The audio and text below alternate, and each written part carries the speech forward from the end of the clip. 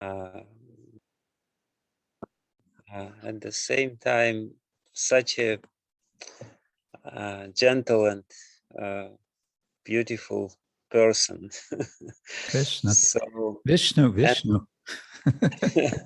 And since the main topic or the main theme of our university, of our studies, is to somehow or other transmit not only the knowledge but the mood and the spiritual experience, definitely Krishna Kshetra Maharaj is a very brilliant personality who can teach us both theory and share his experience, and also somehow or other give us access to the devotional mood which he developed over the years of serving Srila Prabhupada very diligently and very faithfully. So we are very fortunate that he agreed to give us this presentation on this very important topic about the relationship between Bhagavata Vidhi and Pancharatrika Vidhi. And I wish us all very nice time together with him. He is now in Poland. For many years he has been preaching in Eastern Europe, Germany and Eastern Europe, and now he's very close to us geographically, and hopefully after this session will become very close to us by his heart. Thank you, Maharaj, for agreeing to take part in this project. I hope this will not be the last presentation of yours over the months and years which we will continue teaching. Hare Krishna. Thank you. Thank you so much, Bhaktivedanta Goswami Maharaj. You're very kind. I appreciate your inviting me to join this Sangha, and I hope I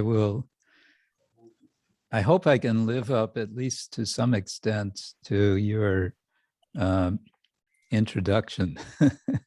That's maybe a bit of a challenge, but I look forward to. I'm sure you will brilliantly take this challenge. And Hare Krishna. So thank you. So I will begin. I've made some notes for this time, and I'll be referring to them.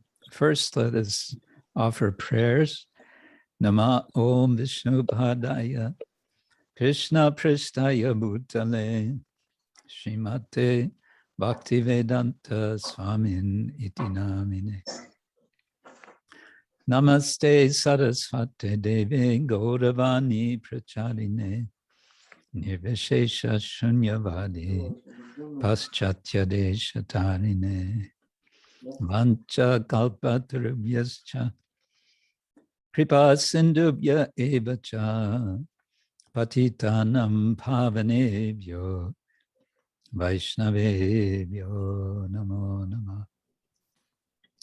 He Krishna Karana Sindhu Dinabandho Jagatpate Gopesha Gopika Kanta Radha Kanta Namostate Tapta Kanchana Gaurangi Radhe Vrindavaneshwari Rishabhanu Sute Devi Pranamami Haripriya. Jai Shri Krishna Chaitanya Prabhu Nityananda Shri Advaita Gadadhar Shivasadi Gaura Bhakta Vrinda. Hare Krishna Krishna Krishna Hare Hare Hare Rama Rama Rama Hare Hare. So again, I'm grateful for this opportunity to share some ideas with you. on this subject of Pancharatrika Vidhi and Bhagavata Vidhi, and the relationship between the two. And of course, we're focusing on Srila Prabhupada's teachings, how he has presented these two themes in his writings, in his conversations. He has written and said a lot on these subjects, so obviously we have to be selective and try to get the essential points that he is making. I have myself thought a fair amount on the subject over the years, from when I started being engaged in deity worship. That was in Germany. Aside from being a temple devotee and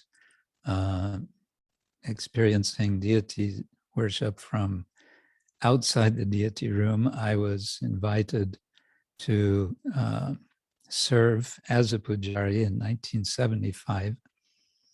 And really from that time or before, I had a kind of inquisitiveness. What is this all about? What are we actually doing? What do these rituals mean, and so on?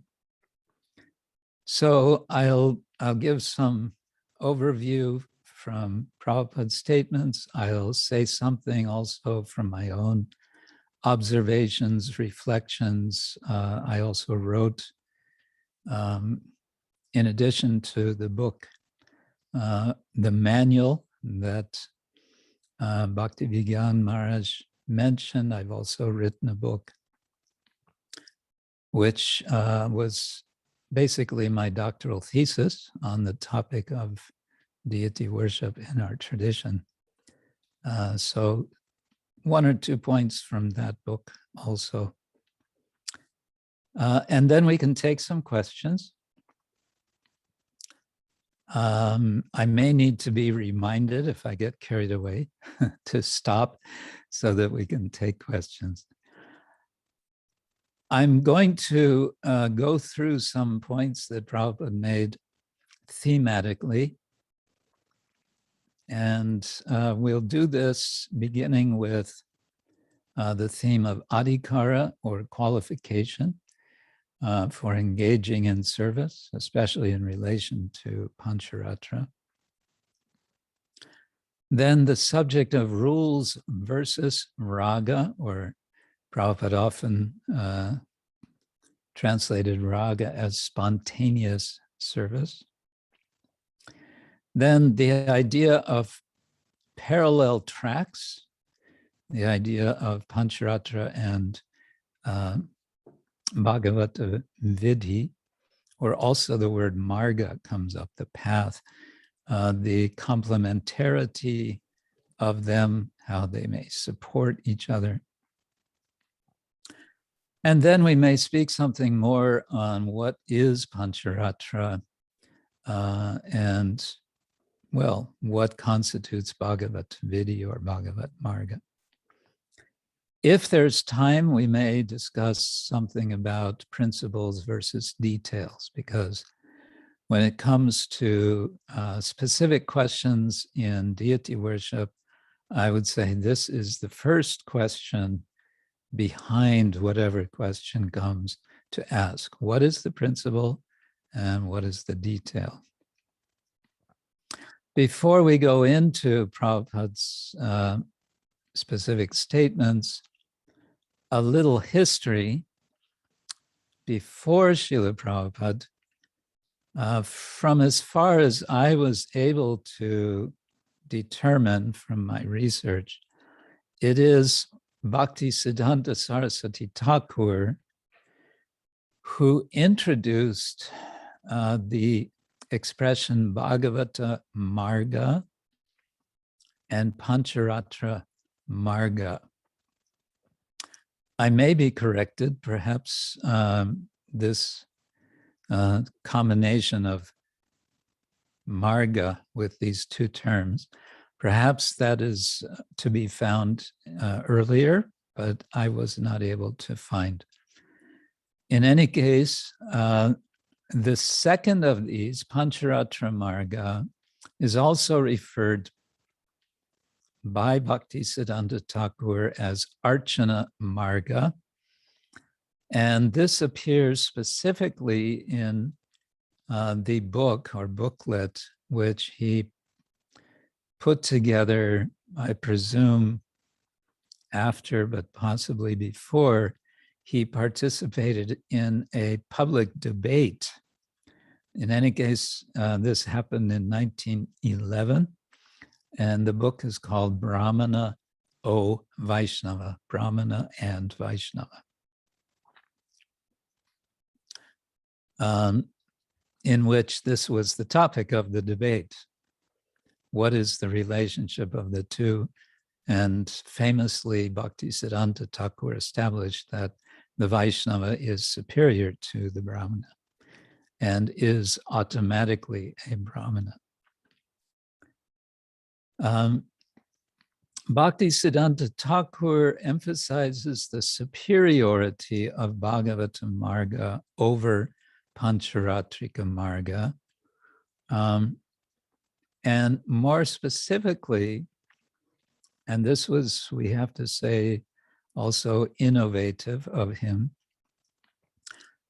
he prioritized shiksha over diksha, and indeed shiksha parampara over diksha parampara. So in terms of guru varga, the line of gurus, he prioritized shiksha over diksha. This was a radical departure from earlier tradition, which was emphasizing the opposite. But it's a little more complicated than this. It's not that he said that only Bhagavata Marga is important and you can just forget about Pancharatrika. Rather, he also strongly emphasized the book that was compiled by Srila Sanatana Goswami, possibly with the help of Srila Gopal Bhatta Goswami, the Hari Bhakti Vilasa. He spoke very strongly in one statement. He said, this book is important, otherwise there will be a falling in the jugglery of the selfish non-devotees. Svartanda avaishnavaganer kuhake padiya. So he saw the Hari Bhakti Vilasa as our guidebook for the practice of Pancharatra. And again, if there's more time, we might say something more about this book, but we'll see how the time goes. As far as I can understand, and again, this may be corrected, but it seems to me that what is being called Bhagavata Marga, well, let's start the other way around. What is being called Pancharatrika Marga can be associated with or identified largely with what Srila Rupa Goswami refers to as Vaidhi Sadhana Bhakti. And similarly, Bhagavata Marga seems to at least roughly be parallel to, or perhaps identical with, Raganuga Sadhana Bhakti. And I think it's important to remember or be reminded that both of these margas and both of these sadhanas are indeed sadhana. They are practices. It's not that it's Vaidhi sadhana bhakti and then it's raga nuga bhakti without sadhana, but rather it's raga nuga sadhana bhakti. So Bhagavata Marga is also a process, a marga. So I think it's helpful to keep this in mind, and this connects then this terminology with the entire Bhakti Rasamrita Sindhu of Srila Rupa Goswami, as well, of course, as Srila Prabhupada's summary study, The Nectar of Devotion. So that's all by way of very brief background, and I think we can jump right into some of the statements of Srila Prabhupada that I want to register. I was helped in assembling by my assistant Mandali Devidasi. I want to express my thanks to her, Mandali from Croatia. She collected much more than what I'm presenting here. So we'll start with a purport from the third canto on this theme of adhikar for engaging in service. Prabhupada says, whether one has acquired the qualifications of a brahmana depends on the judgment of the bona fide spiritual master. And this ties in, of course, with Pancharatra. And most of what we have here in regard to Pancharatra is, or what we have with respect to adhikar has to do with Pancharatra. This is significant because this is where we get the understanding, let's say the formal dimension of the understanding that qualification is not according to birth. Rather, qualification is recognized in particular within the Pancharatra system by the guru. The guru sees, here is someone who is qualified, and then the guru will give initiation by which the disciple is facilitated for becoming further qualified.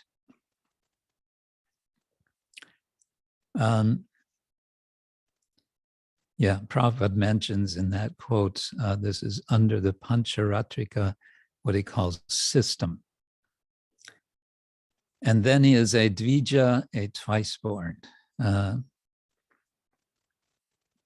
I'm just going to sort of move quickly through these because one could comment on each one, but I think it's maybe better if I go more or less straight through them, then we can backtrack because I do want to keep conscious of the time. We have a purport from fourth canto, and he says, if anyone displays the signs of understanding Krishna consciousness, he should be accepted according to Vaishnava Smriti regulations as a prospective brahmana and should be given all facilities to achieve the highest perfection. Now, Vaishnava Smriti, the word Smriti here is indicating specifically, according to Bhaktisiddhanta Thakur, Vaishnava Smriti means for Gaudiya Vaishnavas, the regulations that are given in Hari Bhakti Vilasa. From Smriti, we get the word smarta, and this is a point of confusion for us generally because we understand smarta in a negative sense. Oh, the smarta Brahmins. Well, the smarta Brahmins are Brahmins who follow Smriti. And we speak of them generally negatively because they're following all sorts of smriti, not only Vaishnava smriti. They're following usually the worship of 5 divinities, whereas Vaishnavas are focused completely on the worship of Vishnu. Otherwise, we could refer to a Vaishnava Brahman as a Vaishnava Smarta Brahmana, as one who follows Vaishnava Smriti. Anyway, just a little about terminology.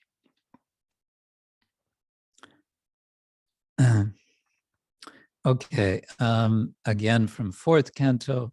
Without serving Krishna, according to the Vidhi Marga, regulative principles of Pancharatrika Vidhi, unscrupulous persons want to jump immediately to the Raga Marga principles. Such persons are called Sahajiya. And there's another term which is very negatively valenced in our tradition, Sahajiya. But I wanted to point to 2 things. Here, Prabhupada uses the term Vidhi Marga.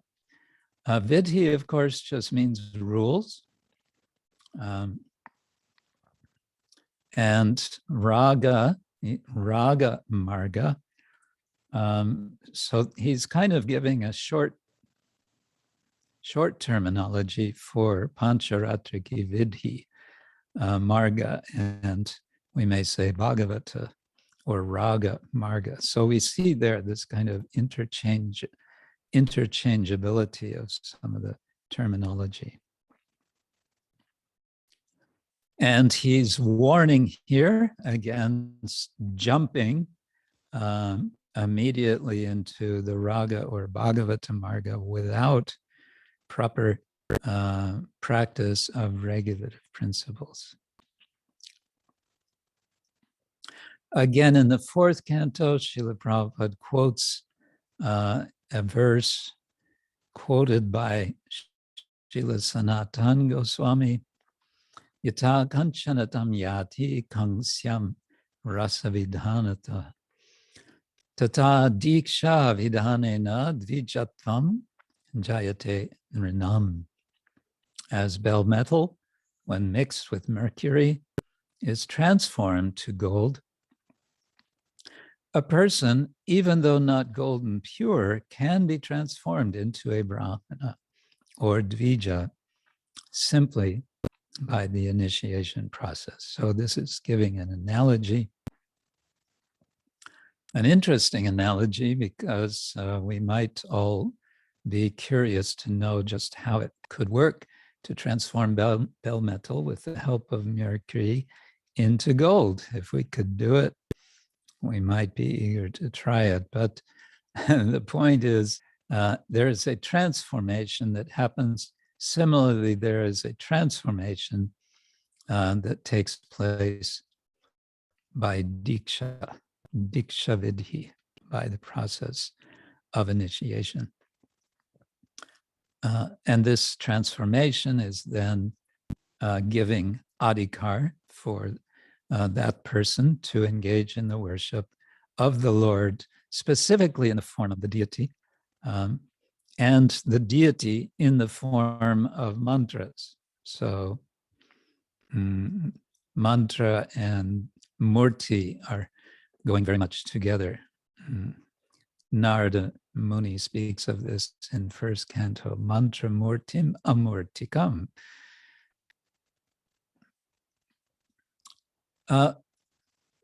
Again, still discussing adhikar,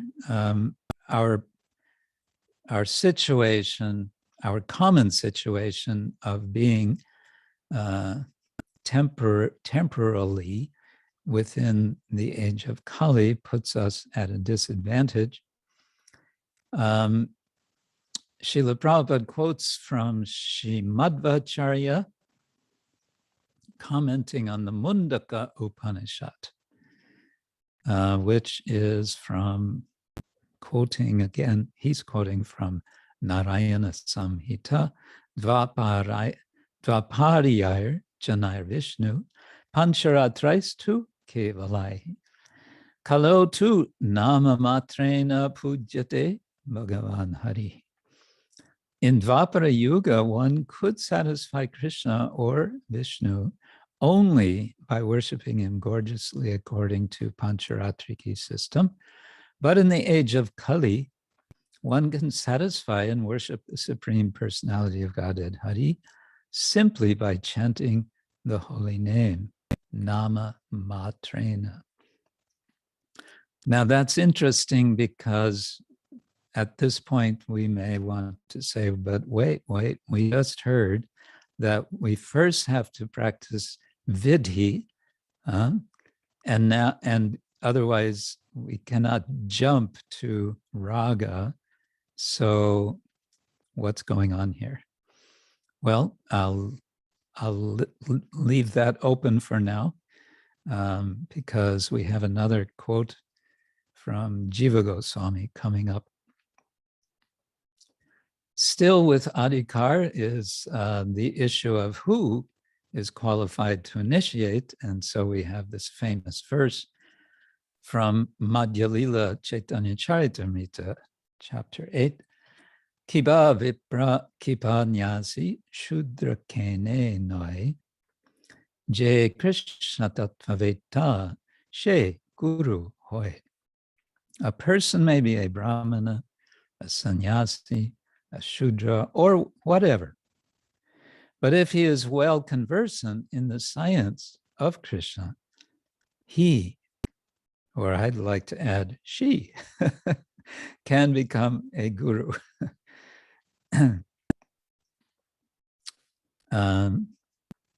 And an interesting reference in the further explanation, according to Madhavendra Puri, according to Pancharatra injunction, only a householder brahmana can initiate, others cannot. And that's the understanding that you will find with the, for example, the Radharaman priests, the Radharaman Goswamis, as their family name happens to be, Goswami. They say only householders can initiate. Another interesting topic that could be explored with time. Then the issue of Shudras and women being qualified by Pancharatrika initiation. I'll jump straight to the translation. In a purport from Madhya Lila, chapter 24, Shudras and women who are chaste and sincerely interested in understanding the absolute truth are qualified to be initiated with the Pancharatrika mantras. So that's quite explicit.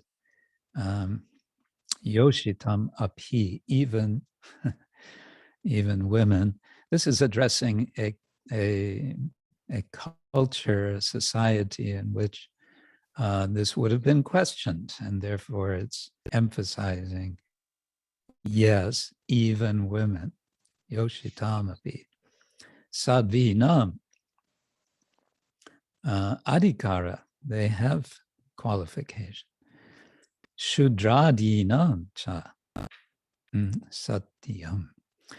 And then Prabhupada quotes from Bhagavad Gita, Mam hi partha vyapasrita, vyapasritya ye pisyu papayonaya. Our next theme is rules, vidhi, versus raga, or spontaneous service. And you may notice already that the categories are not absolute. There's overlap in things which are being discussed. Again, 4th canto, 8th chapter, and this, the context here is Narada speaking with Daksha, not Daksha, with not Daksha, but who do I want to say? With Dhruva. He's speaking with Dhruva, and he is instructing him how to engage in Archana. Prabhupada says, the Archana Marga, or the devotional path described in Pancharatra system of devotional service for worshiping the deity in the temple, makes the devotee think constantly of the Lord. That is samadhi, or trance. I personally find this a very fascinating statement, which I think points to the connection between vidhi and raga. Vidhi leads to raga, because what is samadhi? Samadhi is absorption or trance. How can there be absorption unless one is, unless there is raga? Or raga literally, of course, means something like attachment or strong feeling. And then Prabhupada goes on to say, one who practices in this way, cannot deviate from the service of the Lord. And that makes him perfect in the mission of human life. So Prabhupada is emphasizing the power of Pancharatra as bringing about, facilitating, leading to perfection. So I find it helpful to think of Pancharatra and Bhagavata. One way of understanding Pancharatra and Bhagavata as a continuum. We're kind of starting with rules, and we're from day one of starting with rules. There's some element of Bhagavata Marga.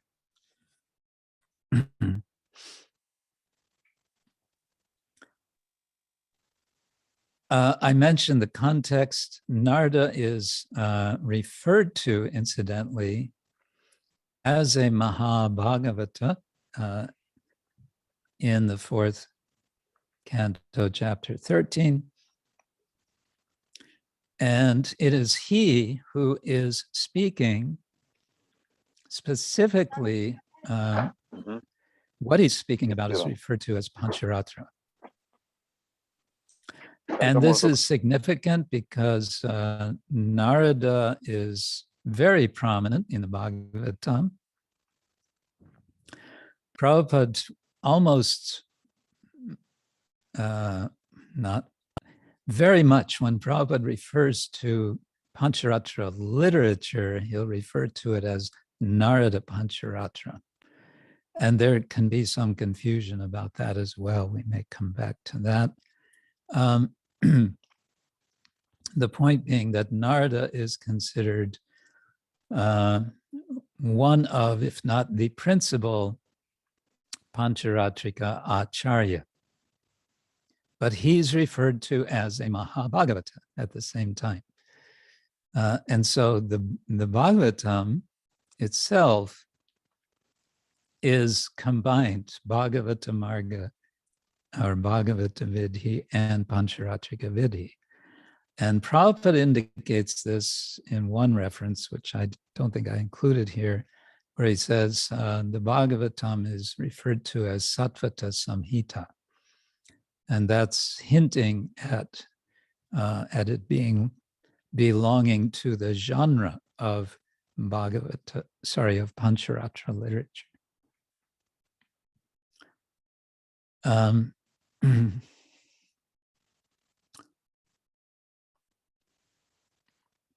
Okay, this quote in fourth canto, chapter 24, I found interesting. He's giving the basic definition of Pancharatrika Vidhi is Vidhi Marga, Bhagavata Vidhi is called Raga Marga. So there he's being very explicit on the connections of these terms. And then he says, the principles of Raga Marga are especially meant for devotees who are elevated to the Vrindavan platform, Vrindavan platform. And I think we can safely say what he's meaning there in relation, sort of jumping back to Pancharatrika. Prabhupada says, we worship the deities, Radha and Krishna, in the mood of Lakshmi Narayana. That's Pancharatra. But when one comes to Raga Marga, then one is no longer worshiping Lakshmi Narayana, one is worshiping Radha Krishna. That's the Vrindavan platform. But from day one, Srila Prabhupada has given us Radha Krishna deities. Okay, now the importance of following Shastra, the famous verse from Bhakti Rasamrita Sindhu, Shruti Smriti Puranadi Pancharatra Vidhim Vina Aikantiki Harer Bhaktir Utpatayaiva Kalpate. And he kind of summarizes, one must follow the codes of the Puranas and the Pancharatriki Vidhi. One cannot be a pure devotee without following Shruti and Smriti. And conversely, the Shruti and Smriti without devotional service cannot lead one to the perfection of life. So how one is doing devotional service in practice is very much about following the procedures of Pancharatra. Okay, then we have this idea of parallel tracks, and I'll jump right to what I've put into bold. 4th Canto, Chapter 13, the Krishna consciousness movement accepts both processes simultaneously and thus enables one to make steady progress on the path of realization of the Supreme Personality of Godhead. Again, another, this is a letter to Raya Ram. One cannot make progress in devotional service unless simultaneously you follow both lines. And there he gives the analogy of the tracks of the railroad line. He says, temple worship is essential for purifying us from material contamination. Now, in a letter to Sri Govinda, 1974, Prabhupada specifically identifies book distribution with Bhagavata Marga. Book distribution is Bhagavata Marga and temple worship is Pancharatriki Vidhi. Both are important for cultivating Vaishnavism, but comparatively speaking, Bhagavata Marga is more important than Pancharatriki Vidhi. And elsewhere, Prabhupada says, book distribution is primary and deity worship is secondary. I think he said that on an occasion when it was an issue. Devotees were saying, well, we can't go on this book distribution because we have to do the deity worship. So there was no book distribution going on or Sankirtan. And Prabhupada said, no. Book distribution, Sankirtan is primary and deity worship is secondary. But he didn't say, forget the deity worship. He just said it's secondary.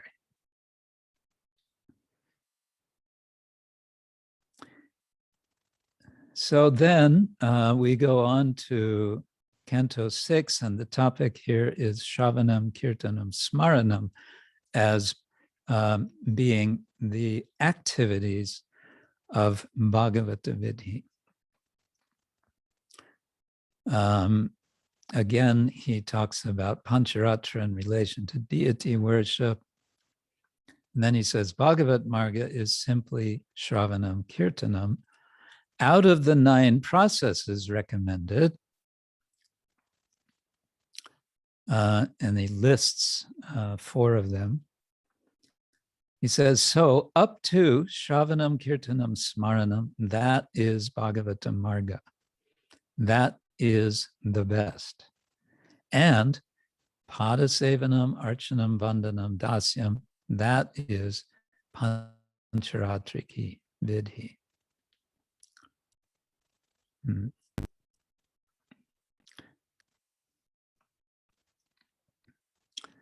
Then we go to a lecture on Srimad Bhagavatam, and I'm jumping to the middle of this reference.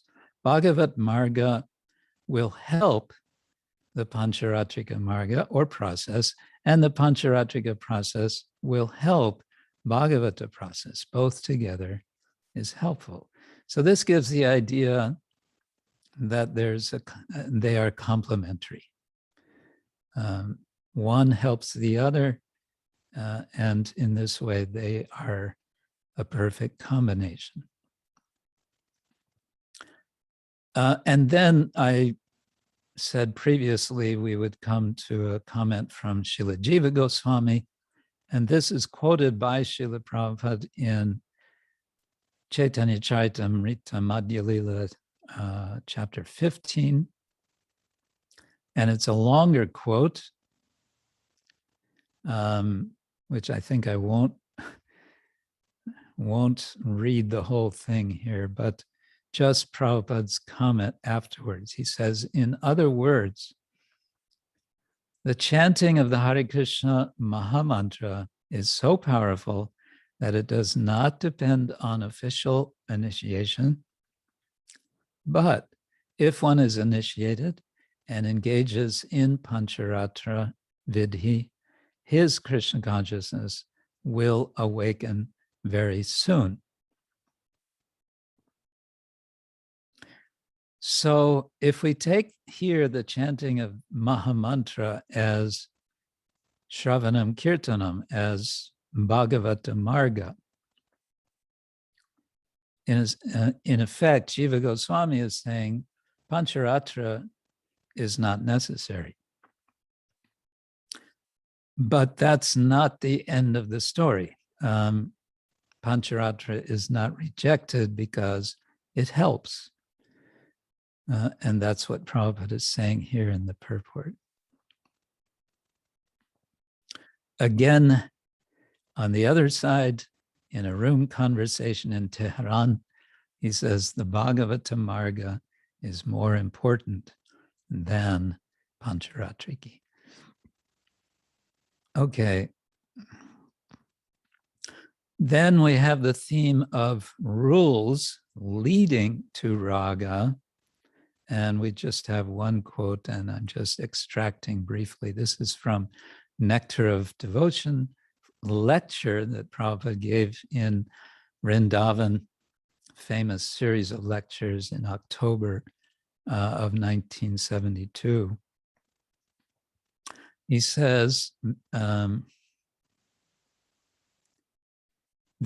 Marga, then gradually, when he becomes accustomed, then Raga Marga will be revealed. Raga Marga is not artificial. It becomes Svayameva Spuratya Adha, Sevanmukhehi Jihvado, everything devotional relationship with Krishna, you cannot establish artificially. He talks about Sarupa Siddhi later in this. And then he gives the analogy of a young boy and girl. Naturally, as they mature, they become attracted to each other.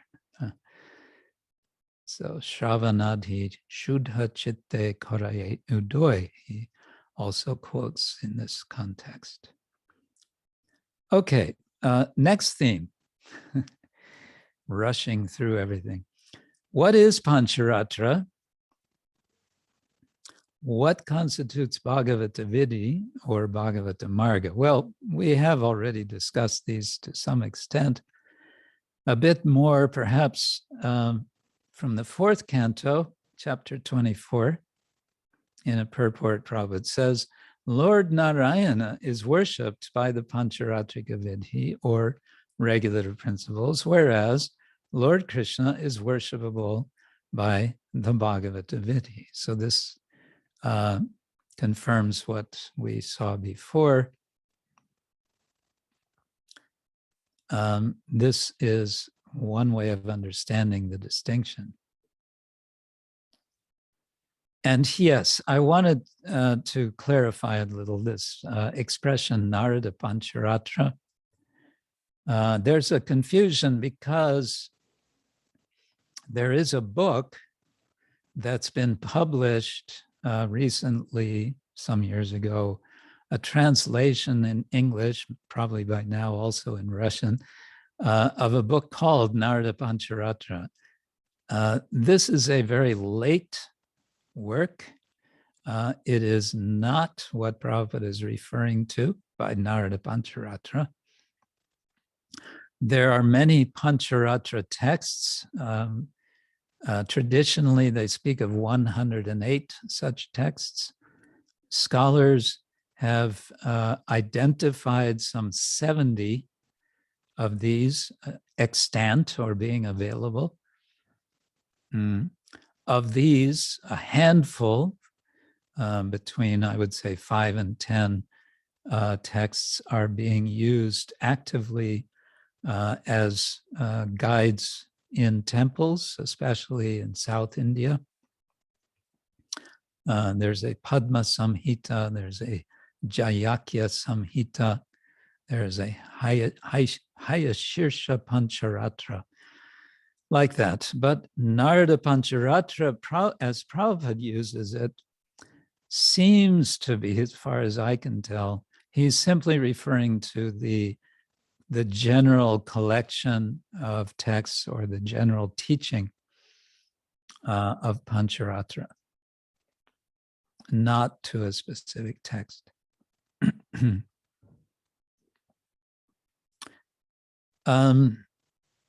Okay, that's kind of a repetition. Principles versus details. I'm rushing through this. Srila Prabhupada gave, I would say, basically 2 principles in deity worship. One is cleanliness or purity, and the other is timeliness, being on time. One can expand out of both of these principles so many details, especially from purity. One could, I don't know, probably one could find ways to elaborate all the details, but those 2 were very much emphasized by Srila Prabhupada above and beyond everything else. And one has he also emphasized very much first-class decoration and first-class food, bhoga offerings. Yes, decoration, dressing of deities. He wanted to be first class and opulent, and that went along with his idea of worship in the mood of Lakshmi Narayan. You'll see many temples in Vrindavan where the dress of the deities is very simple, quite simple, nice but simple. And it seems that Prabhupada specifically did not want that. He would have been very familiar with that. He was living in Vrindavan, but he wanted more elaborate dress. That's in itself a big topic. What is Pancharatra? Getting back to that question, it's divided according to some of the Pancharatra texts into these five categories: Abhigamana, Upadanam, Yoga, Ijja, and Svadhyaya. Specifically in relation to Archana, there are procedures for preparation, preliminary activities. There is, one could say, still preliminary, but it's collecting, it has its own category, Upadanam, collecting of the various items for worship. And as we explained in the Pancharatra Pradipa book, the manual for ИСККОN, which, by the way, is being revised by Nrsimha Kavacha Prabhu to make it more user-friendly. When is that book coming out? I have to say I don't know. As far as I know, it's practically done, but I don't know what's holding it up now. But there we explain that Upadanam can also mean collecting funds for the purpose of deity worship. So that is one example of how one could connect Pancharatrika with Bhagavata Marga. We go out, we preach, we're active in our mission, we attract people to serve the Lord with their donations, and so on. That can be considered both Pancharatrika Upadanam and Bhagavata. Yoga, we can say in the more formal sense, begins with procedures that the pujari will do in the morning worship, Bhuta Shuddhi, purification of the elements. This is a kind of meditation which has been very much simplified by our acharyas, Srila Bhaktivinoda Thakur and Bhaktisiddhanta Thakur. There are elaborate procedures and they're interesting, but not essential.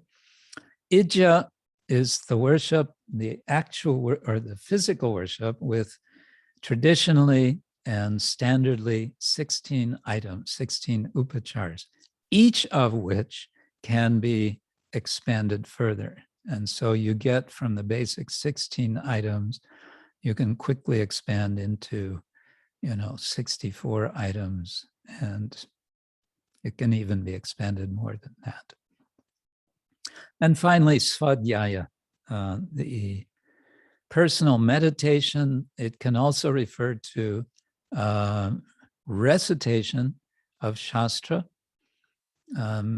possibly traditionally recitation of one's own particular branch of Veda that one was trained to recite.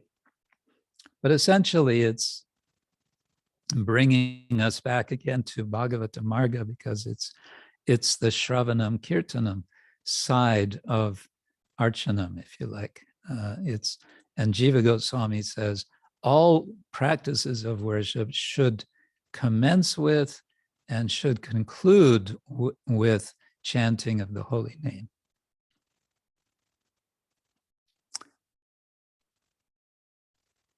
Okay, then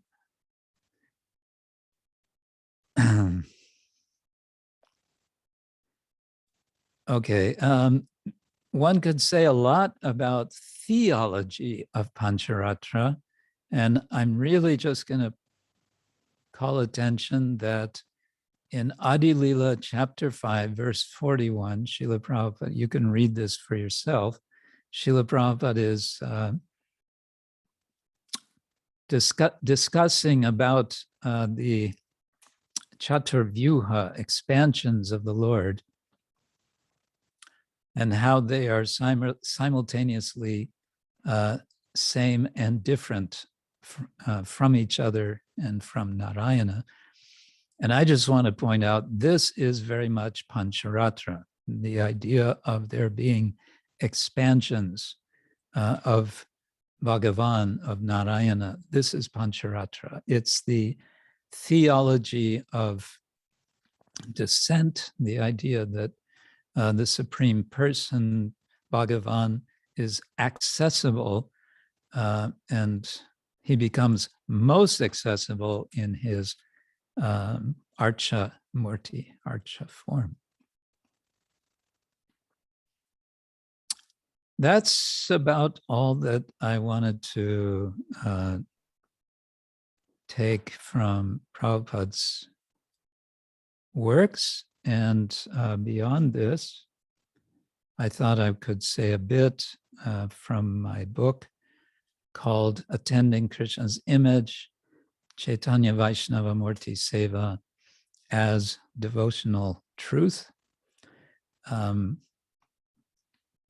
As I think I mentioned, this is based on my doctoral dissertation, which I did at University of Oxford, and later published with the Hindu Studies series of Routledge with our center, the Oxford Center for Hindu Studies.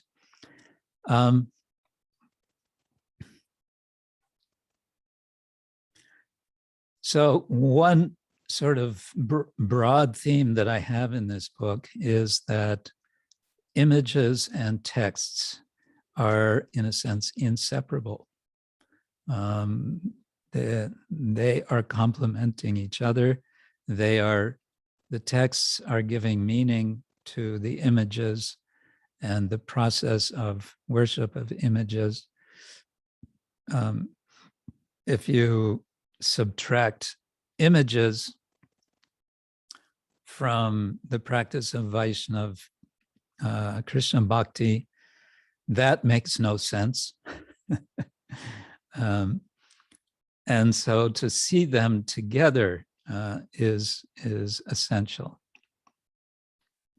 So texts are, we can say, informing images, and images are conversely informing the texts and are grounding practitioners in concrete sensory experience. In this book, I have focused on two Vaishnava communities, two Vaishnava temples, the Radharaman temple in Vrindavan and Bhaktivedanta Manor outside of London. And I've categorized these, I've characterized them in an oversimplification for what we would call heuristic purposes, for teaching purposes. And I'm calling the Radharaman temple an embodied community, in contrast to Bhaktivedanta Manor as a missionizing tradition. And these are terms that I've borrowed from one of my professors. Now would be the time if we can, Madan Mohan Prabhu, put up this chart.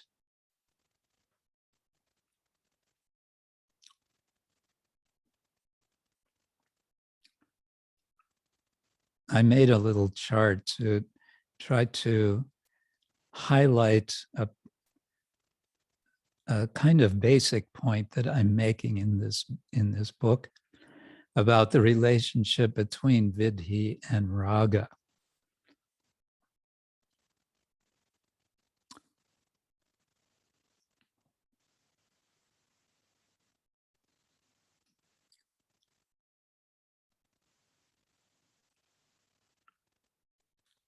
And the basic point that I want to make is that Vidhi and Raga are not poles apart from each other. They're not opposites to each other, but rather they are complementing each other. And I am trying to show this by putting them on a horizontal and vertical axis. Is it possible to show?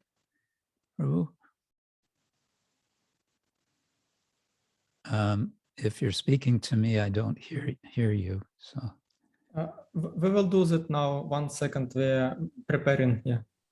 Okay.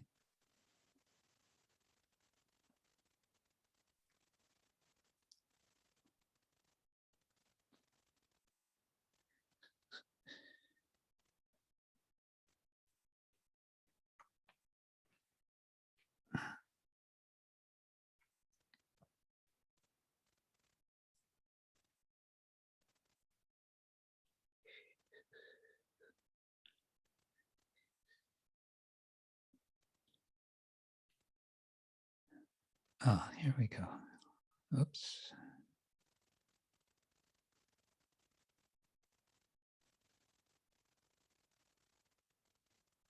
Yes, here we have it. Okay. Now, I think we need to move. Oh, yeah, I can do that. Okay. So it's a very simple diagram. I think you can all see with a horizontal line representing vidhi and a vertical line representing raga and a circle representing a field. So the basic idea is that we can think of both vidhi and raga as being more or less. We may have a minimum of vidhi, and that would put us on the left side of this chart. And we may have a minimum of raga, and that would put us on the lower side of the chart. And so that would put us in the lower left quadrant of the combination of vidhi and raga. And so what you can see is there can be an infinite combination of possibilities. There can be very high concentration on vidhi. I follow all the rules very carefully. But I don't have any feeling for what I do. I have no raga. So that would put us in the lower right quadrant of this chart. Or we can have high vidhi and high raga, and that would put us in the upper right quadrant. Or we could have low vidhi and high raga, and that would put us in the upper left quadrant. And this is something one can,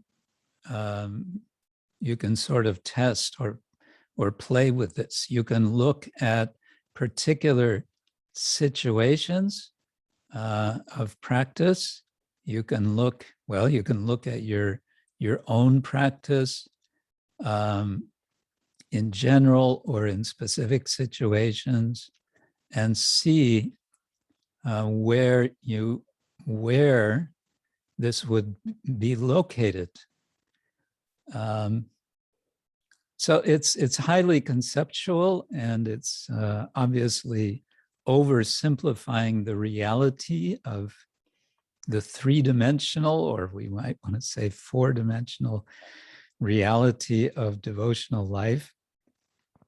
But I think it helps to conceptualize what is happening and how it is that, as I've said a couple of times, really from day one, while we're being introduced to rules, we're also being introduced to the feeling, the raga, the attraction to Krishna. Or we can also say, well, when new people come, we don't emphasize rules. We don't say anything about rules because we don't want to scare them away. We may ask them politely to take off their shoes before they come in the temple. Okay. And that's usually not a big problem for most people. But we don't, we don't give them a long list of rules that we follow. We introduce slowly, as Srila Prabhupada did. Okay, so that I think is a simple enough point, and much of what I'm doing in this book is elaborating with specifics just how there can be different sorts of emphasis within these two temple contexts. On the lower part of this chart, I've also discussed two terms from Western terminology, and I won't go into this much here, but I found that this is also helpful. Canon refers to texts specifically, and in other words, the authority of Shastra, we may say. And charisma comes from the Greek, and maybe you have the same word in Russian, I don't know. But we may say it's something like attractive power which is authoritative. And it's usually embodied in persons who may or may not be concerned about canon, about Shastra. They may be more, they may be less. They may adjust Shastra. And this is what we see also in our tradition. There is the charisma of the guru, but I argue in this book that there's also the charisma of the deity, of Krishna, in his deity form. And so the whole project is to essentially elaborate on the nuances that we find in these two sorts of relationship in order to establish that it is meaningful and appropriate to understand the practice of archana, the worship of the deity in the temple, as serious religion. Okay, I have some further notes I could speak about, but I understand I should stop about now to see if there are any questions. And so that's what I'll do. I'll stop there. Thank you very much.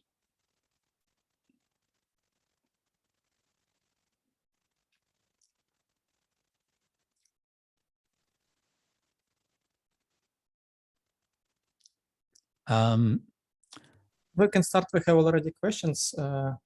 So, yes, Maharaj, can you hear me now?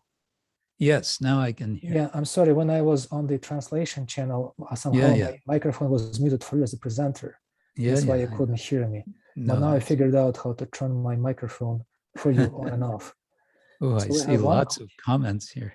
Yeah, well, the comments were mostly the quotes that I was taking from your notes. Okay, good. And them there. Yeah. So devotees could keep track of what we're discussing. Right. But now we have one question, and this question happens to come from Vishnurata Prabhu, who is the minister of deity worship for ИСККОН Russia. Oh, yeah. A representative of the Ministry of Deity Worship, and he also happens to be the head pujari of our main temple, Moscow temple. And he's been serving steadily for the last 30 years. Oh. Him and his wife, Mataji Dvani. So his question is, some Srila Prabhupada's disciples say that during Prabhupada's times, deity worship was much simpler than it is now. It was a simple achaman, there were less pure mantras, and they say that complexities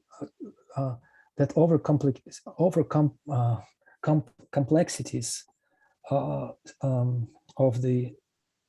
the deity worship now, they scare devotees away from archana, these extreme complexities. Could you please say comment or elaborate upon the topic, especially how these complexities, as opposed to simple standard that Prabhupada introduced, came into practice, and what was the need for such elaborations on deity worship, which seem to depart from what Prabhupada used to teach. And if you don't mind, Maharaj, I'll repeat the question in Russian also for the benefit of our Russian audience. And for that, I'll have to turn my translation mode again, and you won't hear me. And then you have to signal when you're finished with the question, so I can start replying.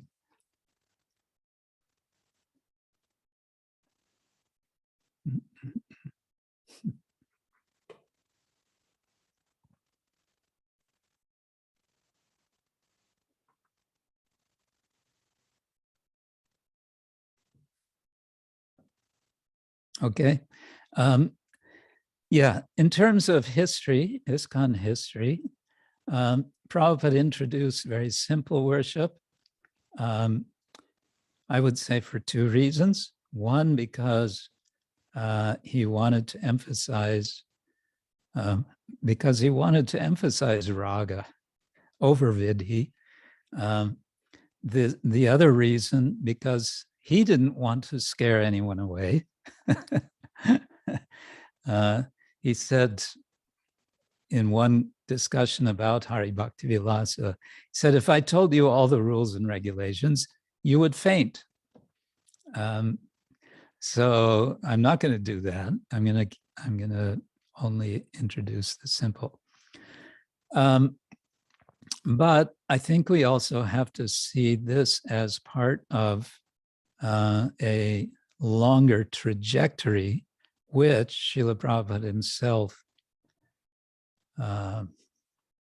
showed toward the end of his personal presence. I believe it was 1976 that Srila Prabhupada commissioned Jayatirtha Prabhu and Jai Sachinandan Prabhu, a native Bengali, to compile a new deity worship book, which would be based on the small booklets of the Gaudiya Mat, the Archana Padhatis. As we know, the Gaudiya Mat, we say in singular, but there were so many different groups, and several of them published their own guide, sort of a daily, all of them very small booklets for deity worship, generally called Archana Padhati, which just means like a guide procedure. Padhati means like a procedure for Archana. So they did that, and that book became, what was it called? We used to call it the White Book.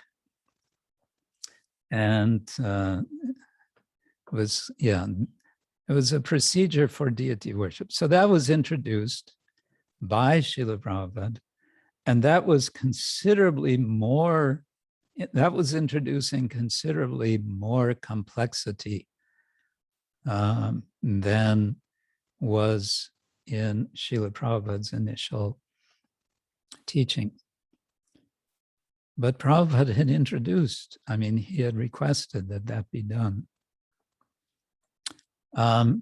Over time, it was found that book was somewhat not so user-friendly, and there were some confusions about it. And so the GBC then commissioned a committee in which I became a member, and then I became the coordinator to compile a book which would clarify and which would be servicing all of ＩSKCON. And in the process of preparing that book, especially His Holiness Bhanu Swami translated quite extensively, extracting from Hari Bhaktivilasa but also from other texts, from other ritual texts that he found, Pancharatrika texts, the reason being that Hari Bhaktivilasa, as detailed as it is in many things, in certain things, gives absolutely no detail. So, for example, arti. In Hari Bhaktivilasa, it will simply say, now do arti. Now offer a lamp. and that's all. That's all it will say. And we may say, but how do you offer a lamp? Well, traditionally, you learn that from your guru. So there was no need to write that down. And of course, Prabhupada did teach us. He showed us. I personally was there when Srila Prabhupada did the first arti for Radha Paris Ishvara in Paris, and I was standing fairly close to him. And I watched very carefully as Prabhupada offered the arati. So complexity, as you say, can be a problem. It can scare devotees away, and we certainly don't want that. And therefore, in the Pancharatra Pradipa, we attempted to show options. And we did this because we understood two things. One is we're dealing with a worldwide institution. We're dealing with different sizes of temples, some of them with very full deity worship, some with very simple altar, and maybe one person who is a part-time pujari. And we also understood that the congregation is expanding and people want to know how to worship the Lord at home. And so what we did was show different levels, if you like, different degrees of complexity, but we tried to make it clear it's not that one of these is more advanced than another. In fact, it can be the opposite, that worship can be very simple in terms of actual ritual, but it may be very advanced because the devotee he's in samadhi, he's absorbed in what he's doing. And so what we also recommend for temples is to establish each temple based on the Pancharatra Pradip, but nonetheless specifically designed, tailor-made for your temple. Establish your own standards and put that into a written form. And these may be very simple standards, so that indeed everyone can be involved in the worship. And at the same time, we wanted to make understood there may be a particular devotee who really, he feels or she feels inspired to chant lots of mantras while doing the worship. Well, why should we forbid that devotee from doing so? It doesn't thereby become a requirement that all the other pujaris have to do the same thing. And similarly with bhoga offerings, a cook may feel inspired one day. There's more vegetables in the kitchen than we usually have. Okay, today, instead of making 2 sabjis for the midday arti offering, we're going to make 3, or we're going to make 4. And sometimes the pujari sees that and screams, "Oh no, you can't do this, because if you do, then that becomes our standard for the rest of eternity." No. No, you have your minimum standard, and that's written down, but there can be something additional. And basically, whatever is additional, you can consider to be a kind of an aspect of utsava, of festival, because this distinction is very much there in Pancharatra. There's daily worship and there's festival worship. But festival, any day can be a festival. There can be, there's any number of reasons to celebrate. So I hope that is helpful, clarifying.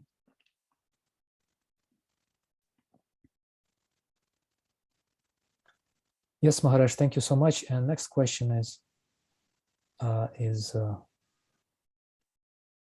from Antakela Prabhu. He is a leader in East Ukraine. Mm-hmm. And his question is, how can we help those who emphasize chanting over Archana and neglect those who neglect Archana? How can we help these people who, you could say, overemphasize chanting and neglect Archana? How to help? One aspect of Archana is what I've observed when I was doing my research on the Radharaman temple in Vrindavan. One element that I found is what we may call transcendental entertainment. First of all, the mood they have there is very much that we, the priests and everyone, the guests, the musicians, we're all coming to please the Lord, and that includes entertaining the Lord. But also the Lord's appearing, the pujaris, the priests, see themselves as having a duty to make interesting the deity worship so that people will be attracted to come and see.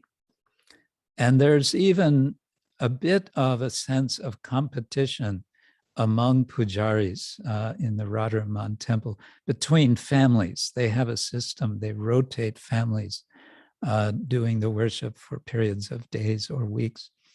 And with some of them, they get inspired, oh, my period of worship is coming up 2 months from now. We're going to really do it up in a big way. And so they will sort of gather together all their supporters, and they'll make, very elaborate decorations and so on. One of the duties of the priest is to mediate between the deity and the devotee visiting the temple. And here I'm speaking of not just people visiting, but also devotees engaged in the mission. The priest's duty is to help other devotees to connect with the deity. That can be in many different ways.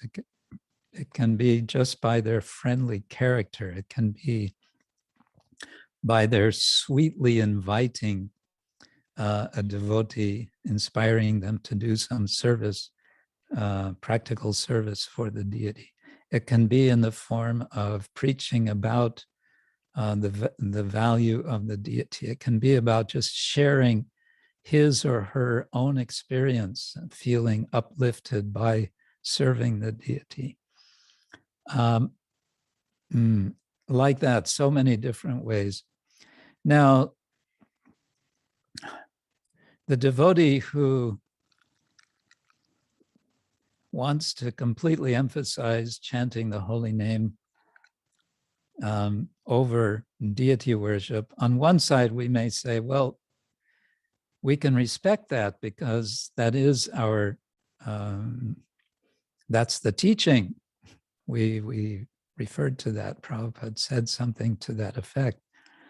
And someone may want to quote that, but you may want to come back and show that actually, yes, and there is complementarity. And finally, I would say the devotee who is genuinely advanced in chanting the holy name will also become genuinely attracted to the deity and therefore will be genuinely inclined or naturally inclined to serve the deity.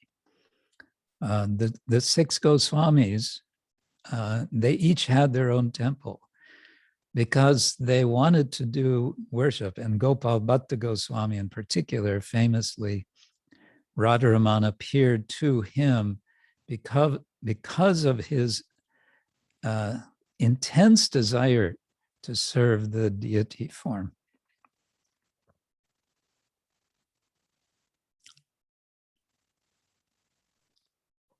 Yes, Maharaj, thank you very much.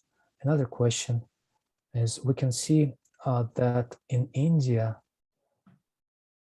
ИСККОН temples do not allow ladies to worship the deities publicly. And some temples in Russia, in Ukraine, are trying to take clue from them, and they do not let or don't allow ladies to worship the Lord publicly, for instance, during a festival Abhisheka. How correct is it to introduce such standards here in the West? This sounds like what we call a loaded question. Maharaj, I'll have to translate. Yeah.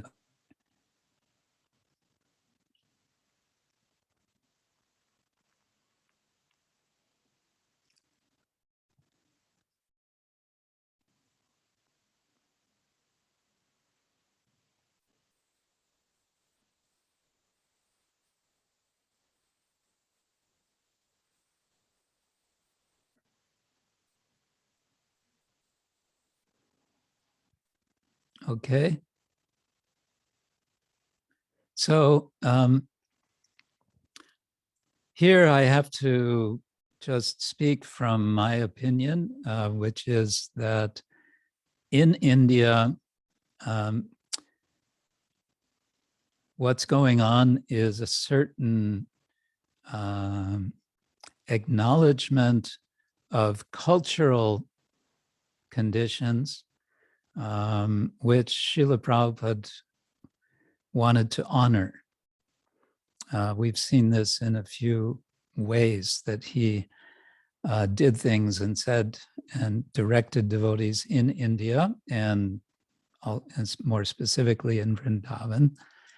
And so it's very possible that Prabhupada said here in India, only men on the altar, at least for public services. In Germany, for several years, our head pujari was so much inspired by the Radharaman temple. One of the things, he wanted to emulate the mood of the Radharaman temple. And one of the things he wanted to do, therefore, was to have only men on the altar. And not just for public, but all the time, only men. And so that was the standard for many years. But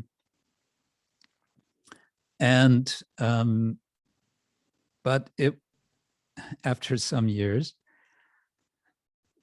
that standard changed. And I don't think that's a problem personally. I think it's very nice that many ladies now are engaged in the worship in the 2 main German temples.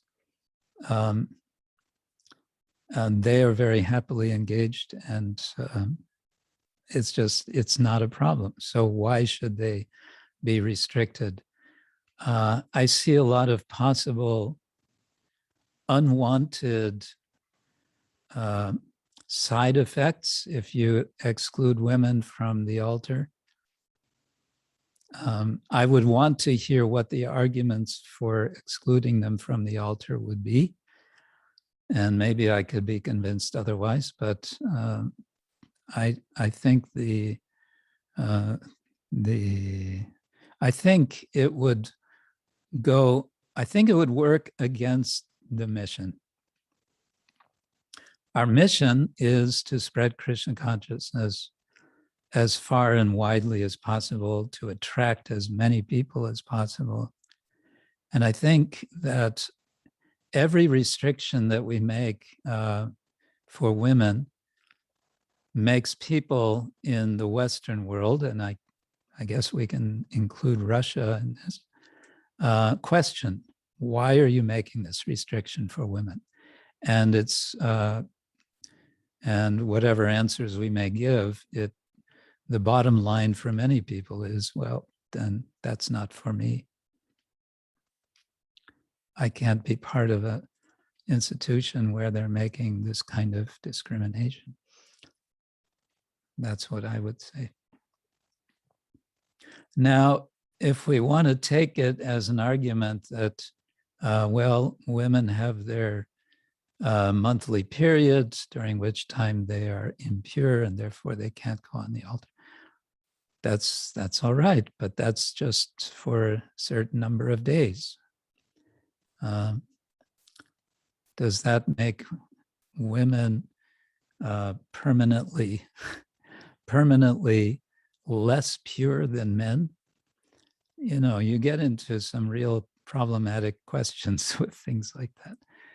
But again, I would want to hear what the arguments are. If it's simply to imitate India, then that brings up another question for me, and that is, what is your understanding of Krishna conscious culture? Do you think that Indian culture is Krishna conscious culture? I don't think so. I think Krishna conscious culture is, it may have certain aspects which are observed in India today, but there's a lot that is neglected in India today and is becoming more and more neglected. The number of, or the percentage of people in India who are vegetarian today has gone down, the estimate is, to 18%, less than 20%. Are we going to imitate that? You know, okay, I'll stop there. Don't get me started.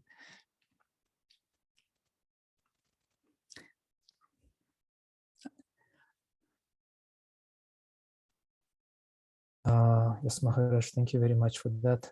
Did you say that the number of vegetarians dropped to 18% or 20%, or dropped by 18 or 20%? No, it has dropped to 18%. Yeah. Sorry, I misheard that. I will correct myself. So the next question is.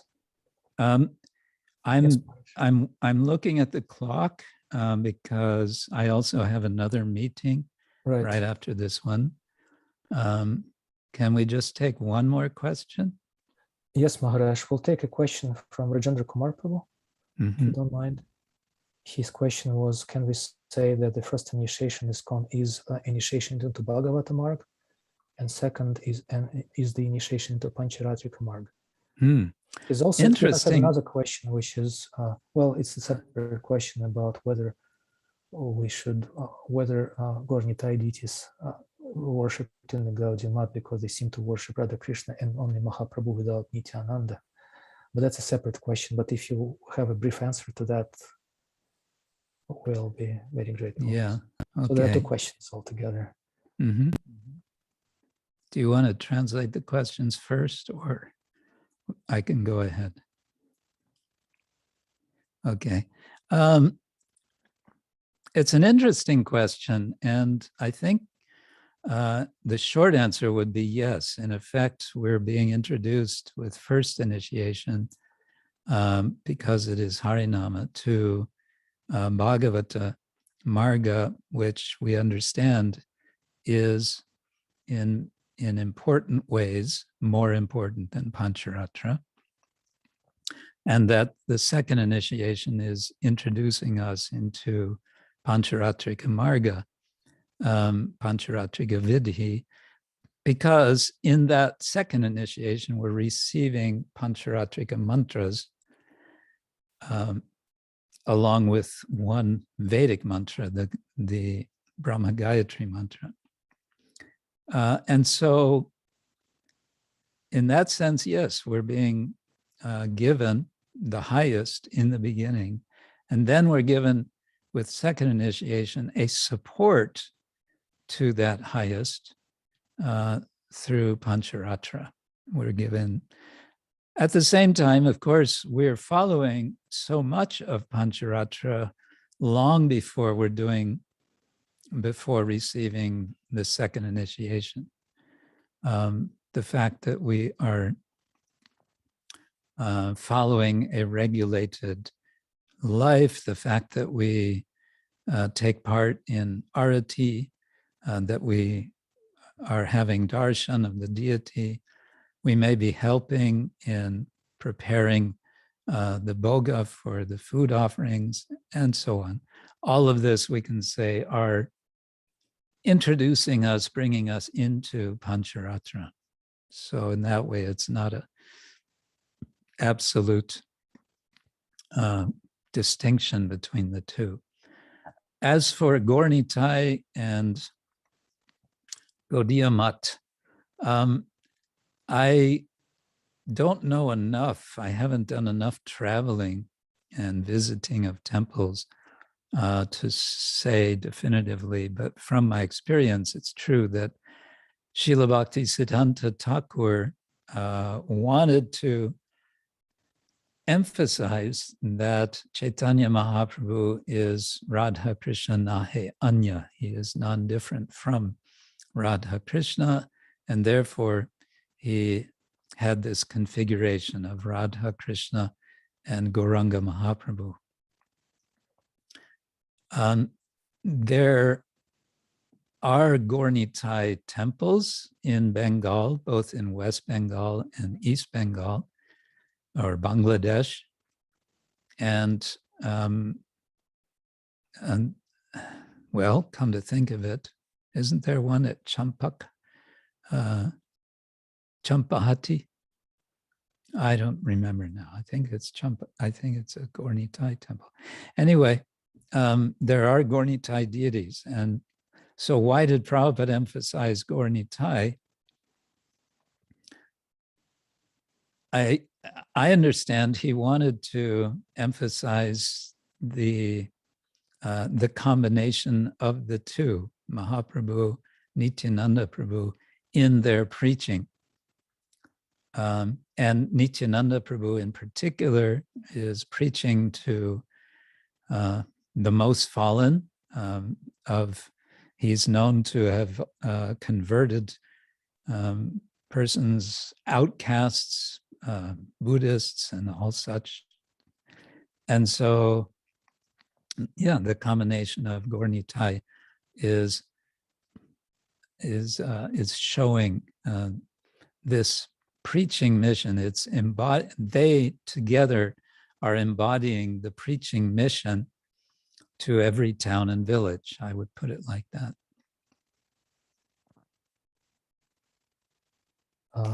Thank you very much.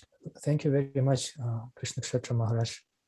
Thank you very much for sharing with us your wisdom steeped in your decades of dedicated service to Srila Prabhupada's mission. And it's such a privilege and fortune for us to be able to hear from you, because words complete with experience are worth thousands of books. And we do look forward, as Bhaktivinoda Maharaj said, we do look forward to being allowed to invite you again to join us for some classes that you might find personally inspiring.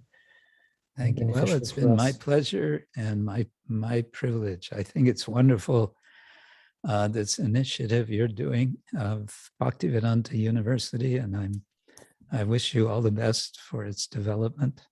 Thank you very much, Maharaj. We just want to imbibe what you have learned from Srila Prabhupada and preserve it and pass it down so it's never lost. You and your God brothers. So please bless us in our efforts to serve you. All the best. Thank you so much, Maharaj. And what we'll do now, we'll gather with devotees, we'll break them up into groups, and we'll discuss what they have just heard so it seeps deeper in. Yes.